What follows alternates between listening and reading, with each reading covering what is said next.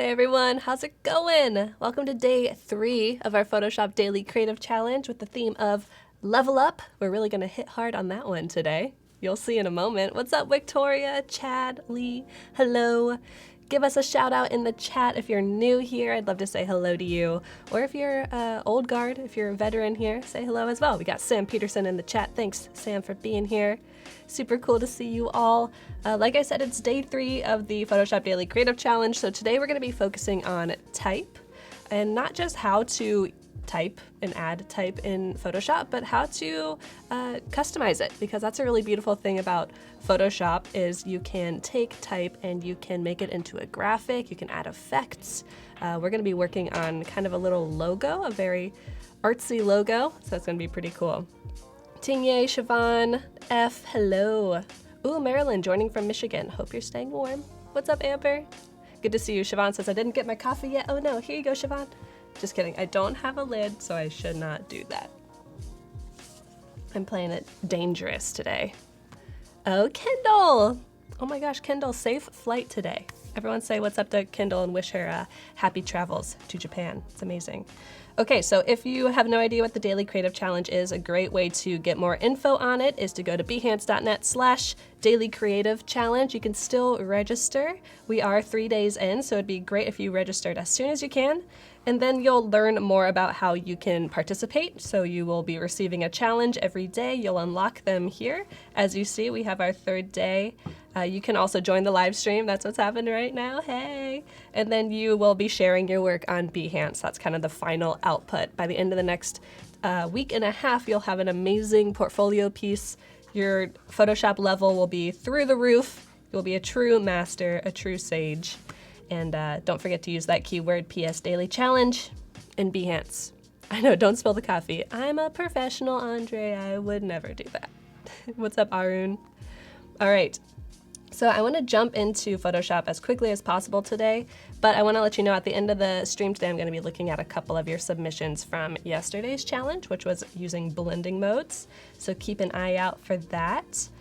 Make sure you come join us on Discord. It's super cool. It's a way to chat and get feedback and all the good things. So go to bit.ly/PSDiscord, capital P, capital S. And let's jump into Photoshop, shall we? Skills to pay the bills. I'd like to think so, Emily. Oh yes, here we go. My daily Discord dance. It will be different every day. This is it today. Okay, go sign up. So this is what we're going to be working on today. We've got some type. As you can see, it's pretty simple, but I'll share with you some type basics. But then I have tweaked it quite a bit to give it a cool kind of glitch effect. Very appropriate for leveling up video games. What's up, Ashi? Good to have you. And Huxel, thank you again for my cover photo for Behance. We will be seeing it in a couple minutes. I'll show it off to everyone. So like I said, we just have some simple type here, but we have some cool effects on here, and I'll show you about how you do it. So first I'm going to turn off my example. So we start with a blank canvas. As you can see, I have just a black layer as my background. Kind of matches my whole aesthetic today. I'm feeling very witchy. Photoshop warlock. That's me. Hey, Kita. Nice to have you. Walk like an Egyptian. Kind of, Jason, kind of. Cool. So I have my black background, and if you're interested to see what size canvas I'm working with, 1440 by 900. It's kind of just a classic. I imagine this could be used with like a header ad or a hero image, and we are working with a logo, so I wanted to give room to let it breathe around the edges as well. So the first thing we're going to do is we're going to turn on Keycaster so you can see what I'm typing. And I'm going to use my type tool. That's over here. We kind of played with it a little bit yesterday and the day before, but if you are unfamiliar, it is the T icon over in your toolbar, and I'm using the horizontal type tool.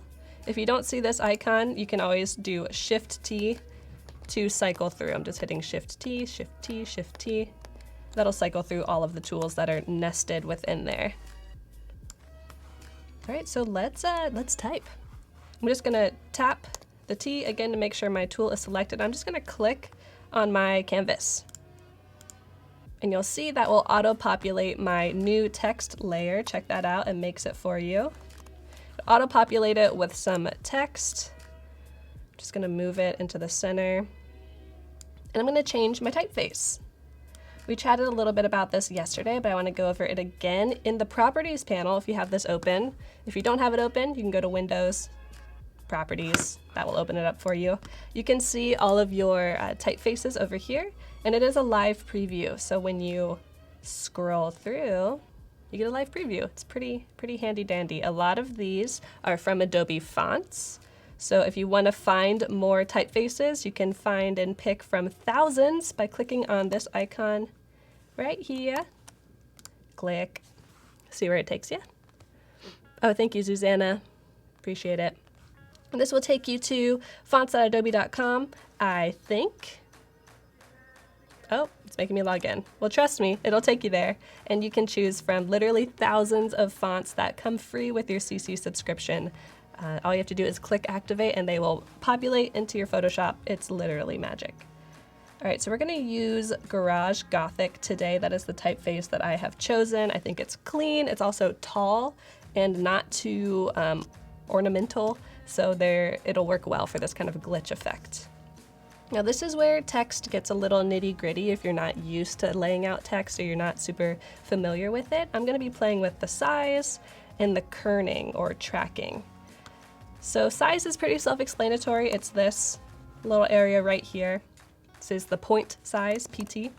The cool thing about Photoshop is you can literally just click on this T icon and drag up and down, and it will change the size of your type. It's pretty odd magic, as I like to say.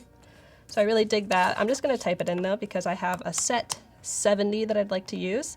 And then the tracking or the kerning is the space between letters, so how far they are from each other. They're kind of like teeth, and you push them together or pull them apart.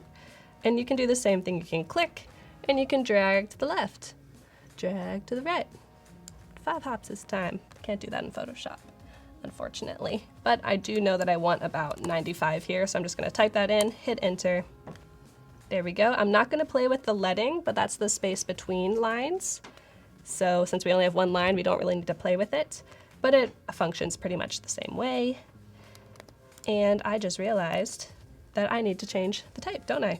So let's type level up. Boom. Easy, and a really beautiful thing about the properties panel is you can just click the color swatch right here and you can change it. There you go.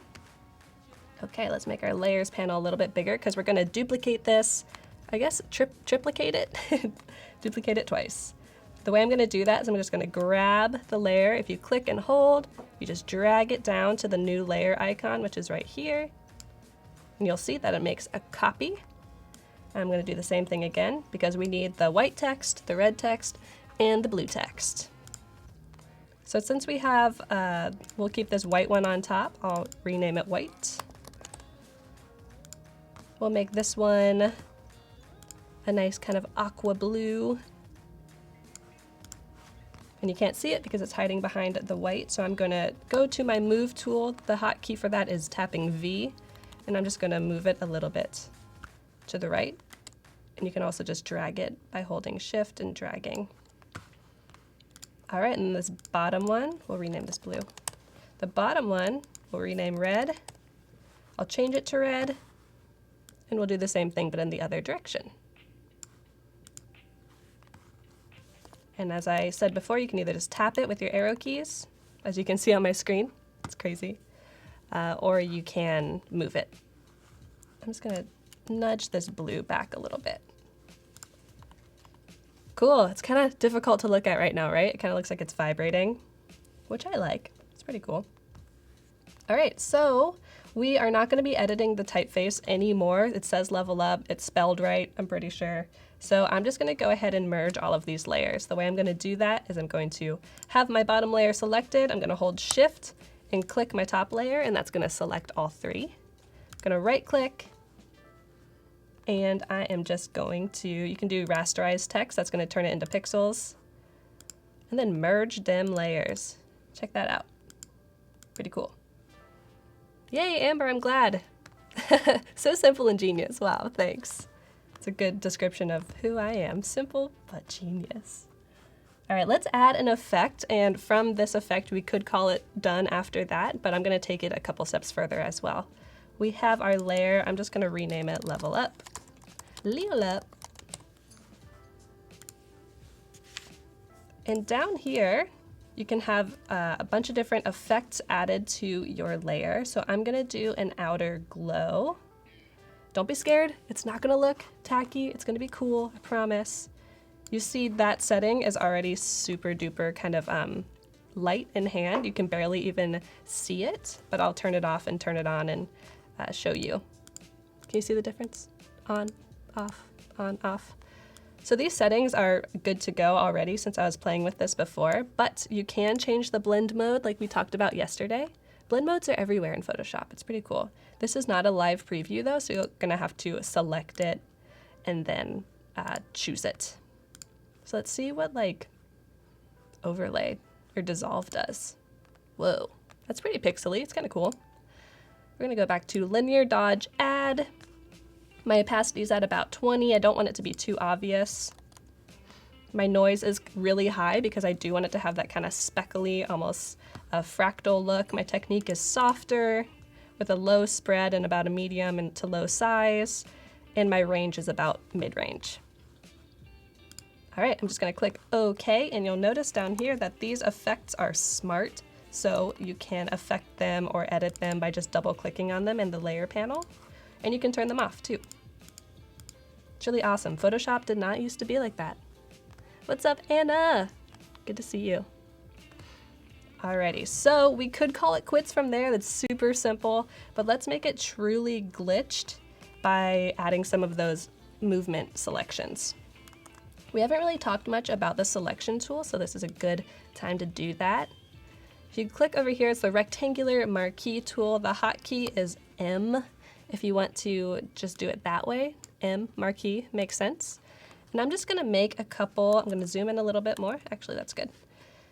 Zoom in a little bit, and I'm gonna make some thin rectangular selections across the whole thing.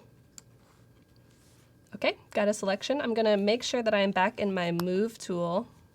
And then when I tap to the right, you'll notice that it moves to the right a little bit.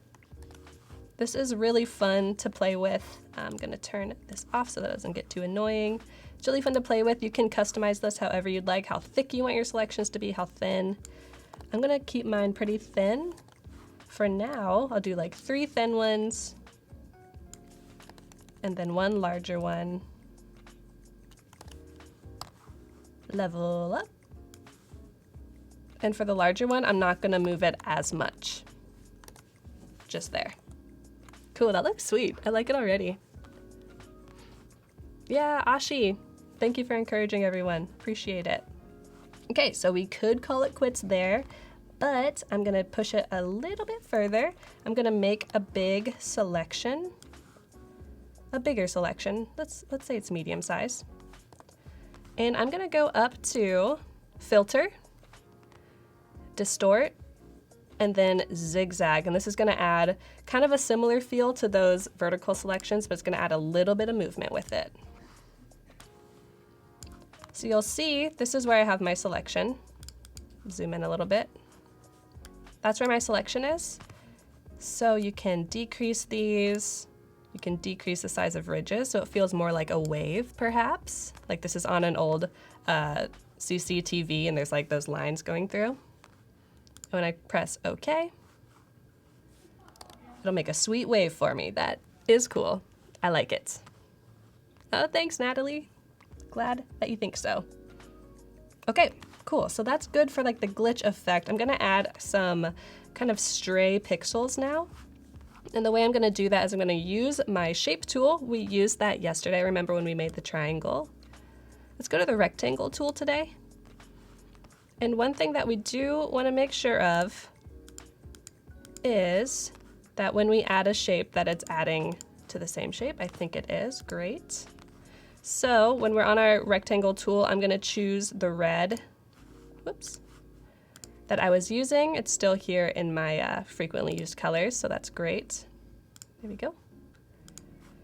And I'm going to draw out a couple little red rectangles that simulate as if these lines got broken up. Very cool. Now I'm gonna add a couple more. And this is what I was talking about. So we wanna make sure that they all stay on the same layer. So instead of having new layer selected up here, we're gonna do combine shapes. great. It might help to zoom in a little bit here, probably. I'm just gonna do this quickly. It's really up to you how you wanna design this. You can do some more square shaped ones, maybe a shorter, skinnier one, another squarish. Awesome, and then you wanna zoom out a little bit so you can see how it's looking. That looks good. Let's make another layer, but let's fill it with the blue that we've been using. Oops, we just filled that one with blue. So that's the beautiful thing about smart layers, is that you can just change the color all at once. That's why we wanted them to all stay on the same layer. All right. Let's do it again with blue. We're gonna change our fill color to aqua and add in some blue shapes. Sweet. Not too many. Cool, so this is really, you can play with it as however you would like to, make it your own. I'd love to see how your Level Up logos look when you upload them on Behance. I'm gonna do just one more quick thing, and then I have another thing that maybe I'll share on Discord after the stream, because I don't think I'll have time to show you. Alrighty, so we are going to add some through lines. Like I said, if this was on like an old CCTV, and the way that you're gonna do that is you're gonna make a new layer on top of everything. You're gonna fill it with black. So I just made a new layer. I'm using my paint bucket tool. You could use hotkeys to do this, but I'll show you the analog way. Paint bucket tool, I'm just gonna click. That's gonna fill that layer with black over here. Let's go up to filter gallery, which isn't used super often anymore, but this is a good way to get some use out of it. So we are opening our filter gallery in Sketch. You see I have my sketch folder twirled open. We're gonna go to halftone pattern. And when I do that, we're gonna have our size at about 2, our contrast all the way up. And then, let's see, whoops, filter gallery, get back here. Where'd you go? At about 2, all the way up. And it should be showing me something different than it's showing me right now. So I'm not sure what the issue is. Huh, doesn't work. But that's something that happens in Photoshop sometimes. So I'm gonna get this to work and then show you how to do it on Discord. But for now, let's get this exported and uploaded on Behance. Always important, let's go to export, export as. Alrighty, perfect. This seems maybe a little big for my Behance portfolio. I'm gonna make that maybe an 800. Perfect. Oh yeah, I know Ashi, it's actually kind of cool now. All right, day 3, glitch. And before we go, I'm just gonna show you again what that filter gallery effect was gonna be able to do. It was gonna be able to add these kind of vertical lines through everything. But like I said, I will show you how to do that in Discord. All right, so we have exported our file. Let's go back to Behance. Let's make sure that I am logged in this time. I am not. Behance, why do you do this to me? Huxel, this is his beautiful, or their beautiful cover image. Paco, I'm gonna need to sign in. Sadly. Oh, Behance. But this is a good time if you do not have an Adobe ID or a Behance portfolio to get one going. It's free, it's easy. There we go. How is export different from save as? Export is different because you can save multiple, sorry, typing and talking at the same time does not work. You can save multiple images at the same time, like if you have multiple artboards. Yeah, you like my new banner? It's pretty cool. Huxel created this for me. Really appreciate it. I tweaked it, so it's kind of like a collaboration. Of course, I wish I could credit you more, Huxel. All right, so let's edit our previous project by just hovering over the cog, clicking edit. Let's get into that project editor. So we have this kind of red and blue, almost like a 3D glasses motif going on with the color palette, which is nice.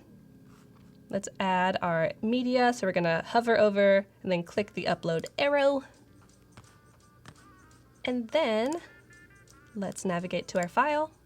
Have it saved in my March, day 3 glitch. Perf. It's uploading. And then we're gonna say day 3, level up video game logo. And I would highly recommend for you to save your PSDs as layered files because we might be using this logo later in the week.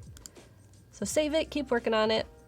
I'm saving, and then I also want to remind you, like I did at the beginning, that if you go to settings, discoverability, make sure your keyword is PS Daily Challenge because that's going to let us see your work. It's kind of like a hashtag. You're tagging your work so that we can see it when we search for PS Daily Challenge using the search tool.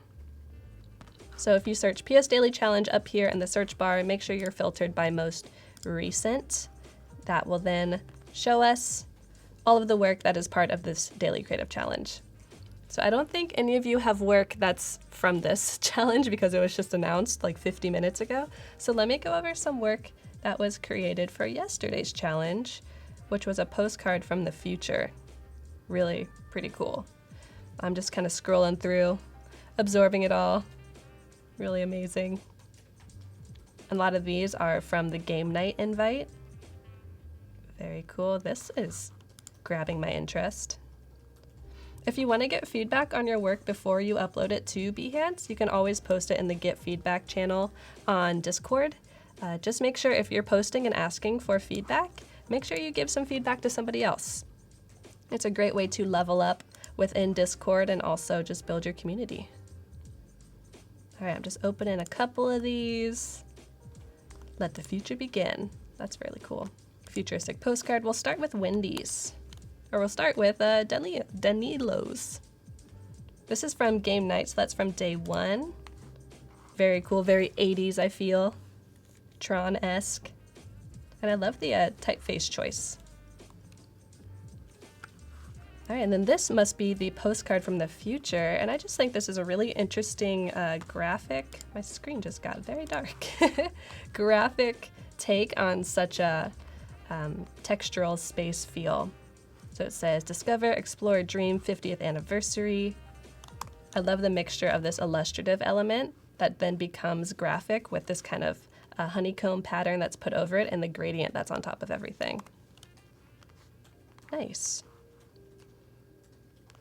I feel like this typeface might be a little too skinny for how wide these shapes are. I wonder if you could find a wider shape or possibly just increase the size of the letters and then decrease the kerning so they're closer together, kind of like how they are down here. Nicely done. Thumbs up to that. Nice job, Cole. Wish you were here. Very simple, but gets the idea across and uses blend modes. Cool. This is Victoria. You edited this yesterday. You were updating it in the Discord chat, so that's awesome. Thanks for asking for feedback. Kind of like an ad package for the VR game night. We got Celeste's invite, and then this very cool patterned postcard makes good use of the colored noise filter. Love that. And I love the use of this kind of slight, maybe drop shadow or outer glow that is so slight it doesn't feel too heavy-handed. So nice job. This is from Susanna, Let the Future Begin. A beautiful use of blend modes, very similar to the file that I took you through yesterday, but kind of a spin-off of it, so I enjoy that. And I feel like you used multiple blend modes, so many layers on top of each other and blended together really nicely. All right, Wendy, what do you got for us? Awesome. This is super simple. Just hello from the future. No big deal. This actually reminds me of a project from the very first Photoshop Daily Creative Challenge that we did last year, I think. Oh my gosh. Really cool. I love the color palette. And these triangles are awesome for directing your eye around the image, so nice use of those. It'd be cool if these ones that are just completely horizontal were tilted just a little bit to point towards the center. Nice job, everybody. I'm really, really impressed, and I love seeing your work as you upload it. So again, upload it on Behance, tag it with PS Daily Challenge, and we'll be able to see it, and upload it on Discord as well. Yeah, it is a nice Bauhaus looking font. I agree. All right, everyone, we have Adobe Live, the last day of it for this week, coming up right after me. So that'll be starting in about 5 minutes. The first people coming on, I think it's Claudie and Ari, then followed by more graphic design goodness. So make sure you stick around for that. And you can always watch the replays of this stream if you click on the replays tab up top if you missed something, or feel free to ask questions in Discord. I'm going to share these 2 extra techniques when I get off here, so stick around there as well. Thanks, everyone. Bye.